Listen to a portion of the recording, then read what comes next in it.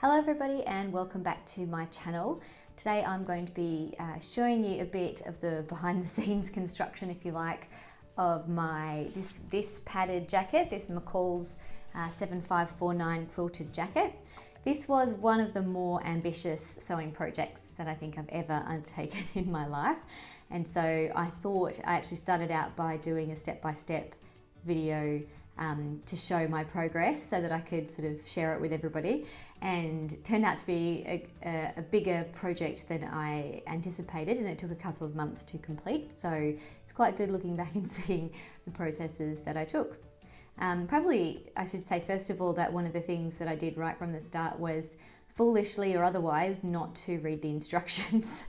So there's a really clear kind of starting point that says, before cutting any pattern pieces, please read the instructions. And I did have a bit of a glance over it, and the first thing that I saw was that you are supposed to quilt all of your fabric together before starting to cut out your pattern pieces, and I thought that is just going to take forever, so I didn't do that as a starting point. And then once I had started off not reading the instructions, then I kind of continued that way.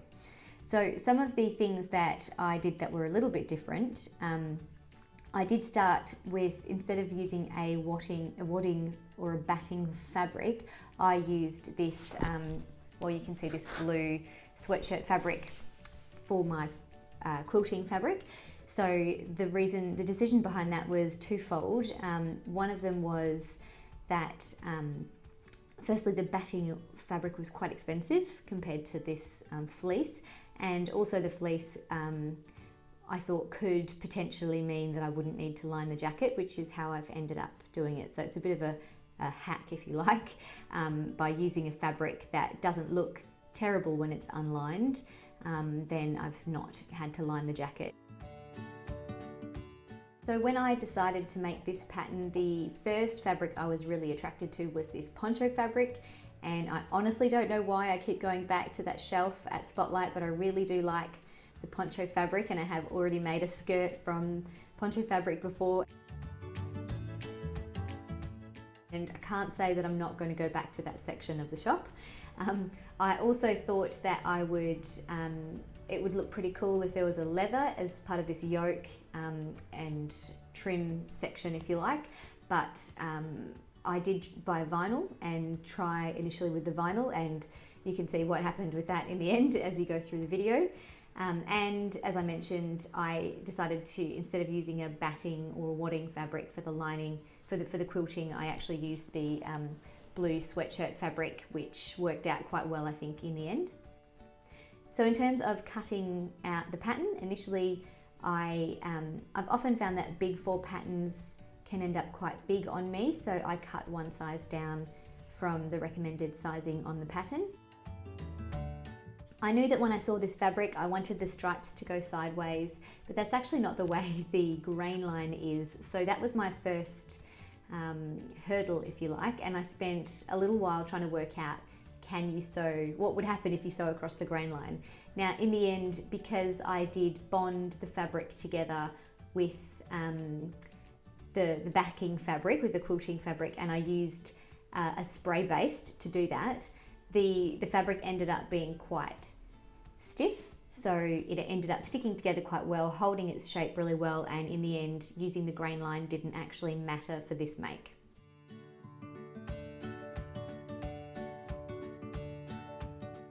So I'll put a link below to the spray baste in the description if you haven't heard of it before. It's actually, I think it's the thing that quilters use all the time, and was really useful for sticking those 2 fabrics together so that they were easy to sew and they didn't slip while you were quilting. When I was cutting the fabric, I tried to pattern match really just the front pieces to each other, and the sleeves to match, as opposed to matching exactly each other, which you can kind of see anyway, as that's how that's turned out. And I am no expert in pattern matching, so the only way I could think of to do it properly was to just use the piece that I'd cut out as a template for the next piece. So I just laid the piece that I'd already cut on top of the other piece before cutting. I have quilted something before, but I'm not an expert, so I don't think my methodology was quite right, but I basically just used tailor's chalk and the guideline from the pattern and a ruler and just traced the lines.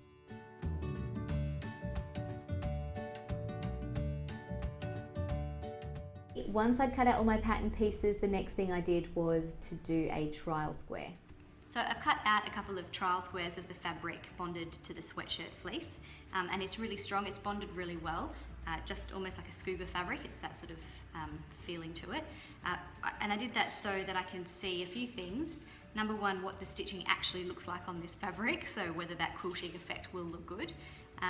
Also, I wanted to know if I could stitch upside down without this fabric getting caught in the feeder teeth, because it has got a little bit of texture to it. And also I wanted to check whether I actually could sew this vinyl on my machine. So I've marked up the quilting lines on the back here, and I've used the guides provided with the pattern, so we'll see how we go.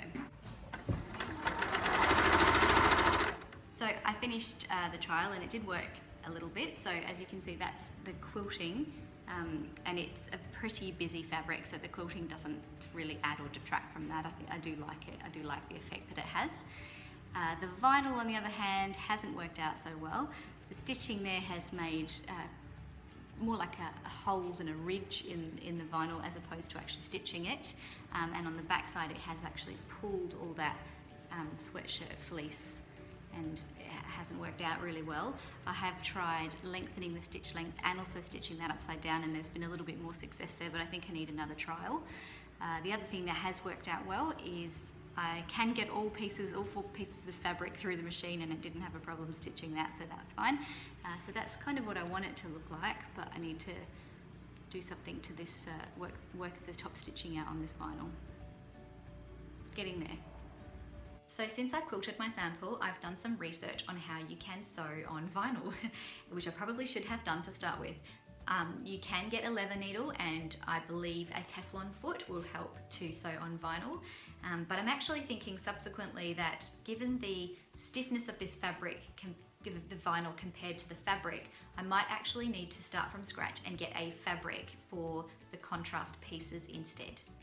I have made the decision to change from the PVC cuff that I used in my trial piece because it was quite stiff, and I have purchased some wool poly blend that I got. It was on the bargain table, so I'm not exactly sure too much about the fabric, but the flow of the fabric is a little bit better, and I think it will be better for the cuff of the jacket. I think if I had a really soft buttery leather, that would have worked really well, but I think this poly is really just too stiff to match up with the poncho fabric. So I have now quilted all of my pieces, and it's taken about 2.5 hours just to draw the guidelines and quilt all the pieces, and I can't imagine how long it would take if you followed the actual guidelines on the pattern, which is to quilt all the fabric, then cut your pieces out of that fabric. So I'm glad that I went with the approach that I did. And the black wool poly blend is looking really good. You can almost, I guess you can, now you can see the quilting lines there. So it's working well, I think, with how the jacket is going to come together. So I'm now finally excited that I can actually start constructing the jacket. Finally, I have been able to sew some of the pattern pieces together, so I can show you what they look like now. So this is the back,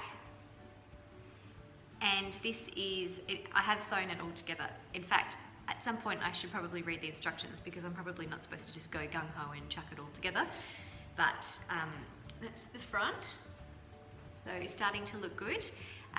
I tried really hard to match up these lines on the front. They're still not 100% right, but it's a very it's quite difficult to work with this pattern matching, and I am a little bit lazy, so I have done my best. It doesn't look too bad, and I'm hoping once you put the black strip down the front, that will cover that up a little bit. But I'm really happy with how it's looking. I think it looks pretty cool. I found that the quilting on the black fabric was not as obvious as the feature that comes through with the quilting on top of the poncho fabric. So that would be something to bear in mind next time. I guess the black sort of eats up the stitches. It's not that obvious to see where they're quilted, even even just sitting here now, it's not that obvious to see that all the work that's gone into the quilting of the jacket.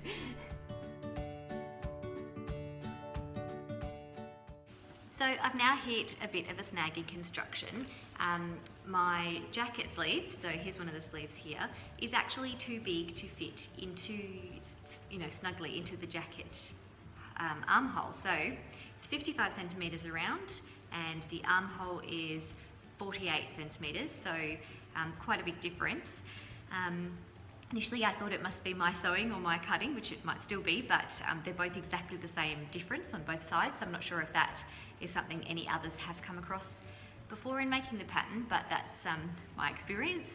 So I have done a bit of research, and you can fix the problem by sort of dropping down the curve of the sleeve head by the difference that there is there, or the ease.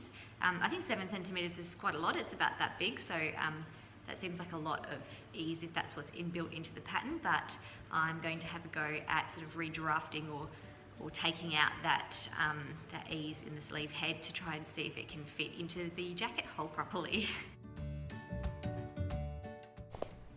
So in the end, I'm really happy with the finished product. I think it's a really cool jacket. It's really warm, so it does the job from that respect. The only thing probably missing would be longer sleeves, because it only comes sort of just below the elbow.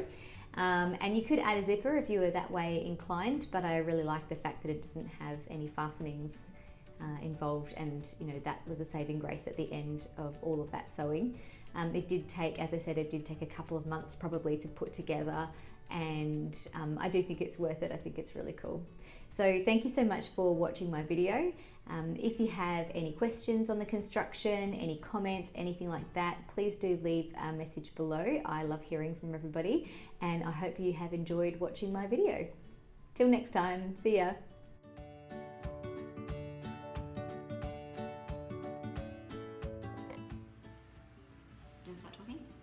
Yeah, so this is a string, but what? So, but I know you can't see it.